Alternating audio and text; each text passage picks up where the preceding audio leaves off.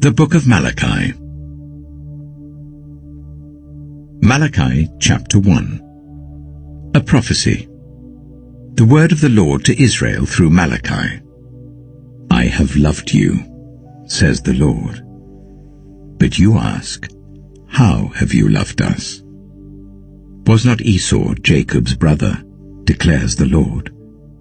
Yet I have loved Jacob, but Esau I have hated, and I have turned his hill country into a wasteland and left his inheritance to the desert jackals. Edom may say, though we have been crushed, we will rebuild the ruins. But this is what the Lord Almighty says, they may build, but I will demolish. They will be called the wicked land, a people always under the wrath of the Lord. You will see it with your own eyes and say, great is the Lord, even beyond the borders of Israel.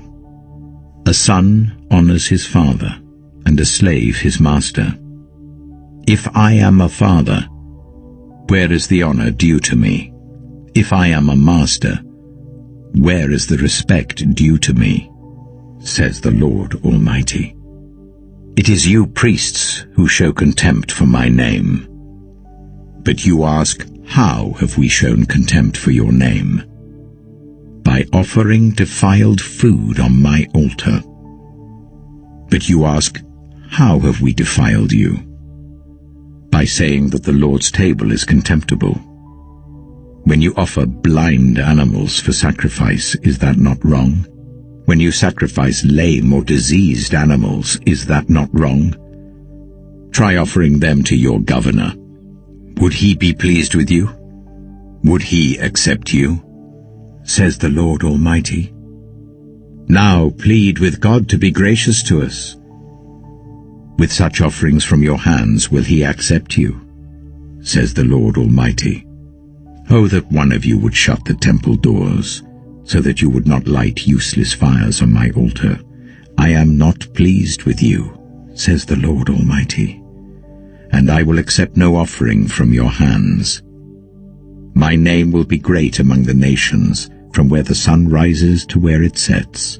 In every place incense and pure offerings will be brought to me, because my name will be great among the nations, says the Lord Almighty. But you profane it by saying, the Lord's table is defiled, and its food is contemptible. And you say, what a burden! And you sniff at it contemptuously, says the Lord Almighty. When you bring injured, lame, or diseased animals and offer them as sacrifices, should I accept them from your hands, says the Lord? Cursed is the cheat, who has an acceptable male in his flock and vows to give it, but then sacrifices a blemished animal to the Lord. For I am a great king, says the Lord Almighty, and my name is to be feared among the nations. Malachi chapter 2. And now, you priests, this warning is for you. If you do not listen, if you do not resolve to honor my name, says the Lord Almighty, I will send a curse on you, and I will curse your blessings. Yes, I have already cursed them, because you have not resolved to honor me. Because of you I will rebuke your descendants. I will smear on your faces the dung from your festival sacrifices, and you will be carried off with it. And you will know that I have sent you this warning, so that my covenant with Levi may continue, says the Lord Almighty. My covenant was with him, a covenant of life and peace, and I gave them to him. This called for reverence, and he revered me and stood in awe of my name. True instruction was in his mouth, and nothing false was found on his lips. He walked with me in peace and uprightness, and turned many from sin. For the lips of a priest ought to preserve knowledge, because he is the messenger of the Lord Almighty, and people seek instruction from his mouth.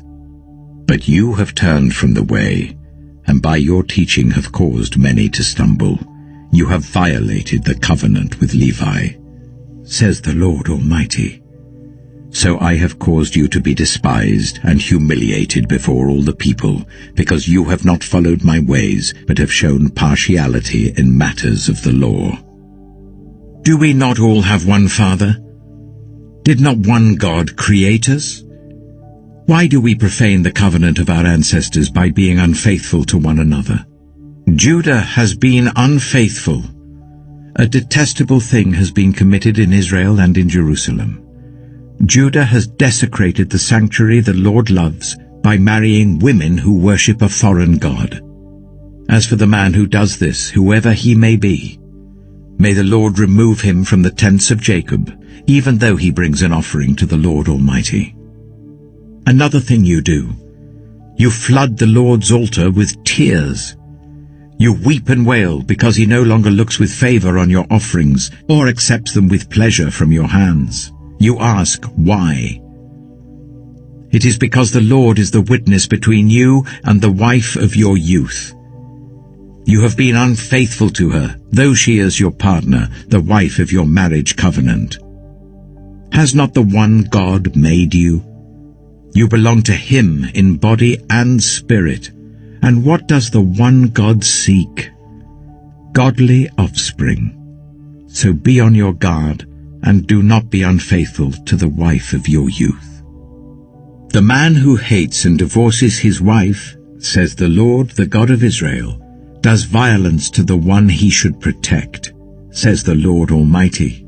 So be on your guard, and do not be unfaithful. You have wearied the Lord with your words. How have we wearied him, you ask?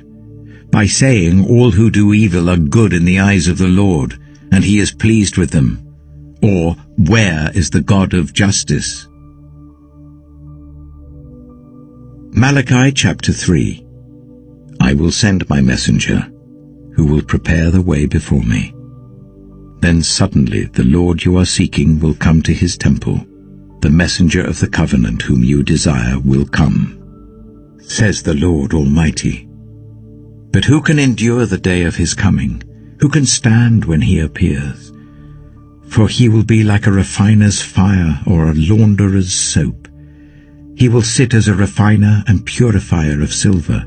He will purify the Levites and refine them like gold and silver. Then the Lord will have men who will bring offerings in righteousness, and the offerings of Judah and Jerusalem will be acceptable to the Lord, as in days gone by, as in former years. So I will come to put you on trial. I will be quick to testify against sorcerers, adulterers, and perjurers, against those who defraud laborers of their wages, who oppress the widows and the fatherless, and deprive the foreigners among you of justice. But do not fear me, says the Lord Almighty. I, the Lord, do not change. So you, the descendants of Jacob, are not destroyed. Ever since the time of your ancestors you have turned away from my decrees and have not kept them. Return to me, and I will return to you, says the Lord Almighty. But you ask, how are we to return? Will a mere mortal rob God? Yet you rob me. But you ask, how are we robbing you? In tithes and offerings, you are under a curse, your whole nation, because you are robbing me. Bring the whole tithe into the storehouse, that there may be food in my house. Test me in this, says the Lord Almighty, and see if I will not throw open the floodgates of heaven and pour out so much blessing that there will not be room enough to store it. I will prevent pests from devouring your crops, and the vines in your fields will not drop their fruit before it is ripe, says the Lord Almighty. Then all the nations will call you blessed, for yours will be a delightful land, says the Lord Almighty. You have spoken arrogantly against me, says the Lord. Yet you ask, what have we said against you? You have said, it is futile to serve God. What do we gain by carrying out his requirements and going about like mourners before the Lord Almighty? But now we call the arrogant blessed. Certainly evildoers prosper, and even when they put God to the test, they get away with it. Then those who feared the Lord talked with each other, and the Lord listened and heard. A scroll of remembrance was written in his presence concerning those who feared the Lord and honored his name. On the day when I act, says the Lord Almighty, they will be my treasured possession. I will spare them just as a father has compassion and spares his son who serves him. And you will again see the distinction between the righteous and the wicked, between those who serve God and those who do not. Malachi chapter 4. Surely the day is coming. It will burn like a furnace. All the arrogant and every evildoer will be stubble, and that day that is coming will set them on fire, says the Lord Almighty. Not a root or a branch will be left to them. But for you who revere my name, the Sun of Righteousness will rise with healing in its rays, and you will go out and frolic like well-fed calves. Then you will trample on the wicked. They will be ashes under the soles of your feet on the day when I act, says the Lord Almighty. Remember the law of my servant Moses, the decrees and laws I gave him at Horeb for all Israel. See, I will send the prophet Elijah to you before that great and dreadful day of the Lord comes. He will turn the hearts of the parents to their children, and the hearts of the children to their parents. Or else I will come and strike the land with total destruction.